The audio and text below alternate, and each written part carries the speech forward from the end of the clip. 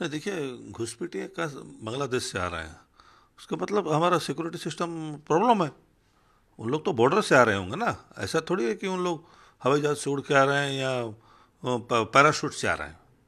उन लोग तो बॉर्डर क्रॉस करके आ रहे होंगे, तो इसको सरकार को देखना चाहिए कि बांग्लादेशी कैसा उड़ीसा में घुस रहे हैं। इसको बहुत बड़ी बात है, क्योंकि बाहर के लोग आते हैं, बाहर देश के लोग आते हैं, बांग्लादेशी हो पाकिस्तानी हो, इन लोग आते हैं तभी तो उड़ीसा हो, हमारे देश में हो क्राइम बढ़ता है या आतंकवादी उनका जो एक्टिविटीज़ होता है, ये सब कम से कम बंद होना चाहिए।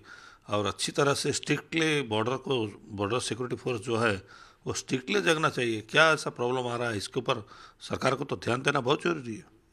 बॉर्डर सिक्योरिटी के साथ साथ उड़ीसा के पुलिस भी जो हैं, हमारे राज्य के पुलिस भी हैं, इनको भी बहुत जोर से ध्यान देना पड़ेगा कि बाहर के लोग कोई आ रहे हैं, नया लोग कोई आ गया, कोई गांव में रह गया, तो उसको इंक्वायरी करना चाहिए। और लोकल थाना है वो, लोकल जो पुलिस वाले हैं वो इन लोग को तो नज़र रखना ही चाहिए, नहीं तो बहुत प्रॉब्लम होगा। इतना साल हमारा नवीन बाबू का सरकार था तो इतना ज़्यादा घुसपैठिए तो इसके बारे में हम लोग सुने भी नहीं थे। बहुत कहीं भी अगर छुटपुट होता था अलग बात है, लेकिन अभी अगर इतना बढ़ गया है तो इसको सरकार को ध्यान देना पड़ेगा, नहीं तो आगे चल के हमारा राज्य शांति प्रिय राज्य है उड़ीसा, तो ये राज्य में कुछ प्रॉब्लम ना हो जाए, ये डर हमको लग रहा है।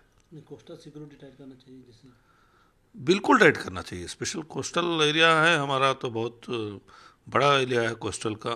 तो हो सकता है बोट में आते हो सकता है कोई जहाज़ में आते हो, वो पानी के रास्ते से आने का रास्ता है एक, समुद्र के रास्ते से, और दूसरा रास्ता तो लगता नहीं। तो इसको ज़रा ज़्यादा ही ध्यान दे के टाइट करना चाहिए।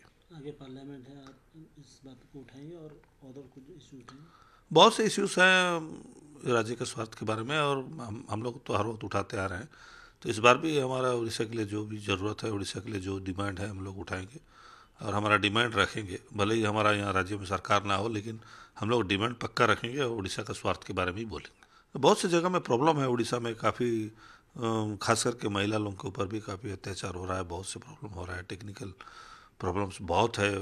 तो राज्य सरकार को ध्यान देना चाहिए। हम उम्मीद करेंगे कि राज्य सरकार जो स्लोगान दे के आए हैं, डबल इंजन सरकार आएगा तो हम लोग सब करेंगे, तो हम उम्मीद करेंगे कि वो अच्छा से करने दो, राज्य को, हमारा उड़ीसा को अच्छा से रखने दो। ये हम राज्य सरकार से भी आग्रह करेंगे। ऐसा ही यार आप करेंगे, बिहार में भी आप किए थे, क्या हुआ? बिहार में क्या हुआ? बिहार में जितना वोटर है उससे ज़्यादा वोट पड़ा है।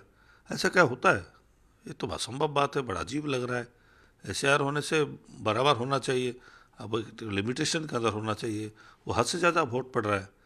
जैसे कि पिछली बार भी हमारा 2024 इलेक्शन में वही हालत हुआ था।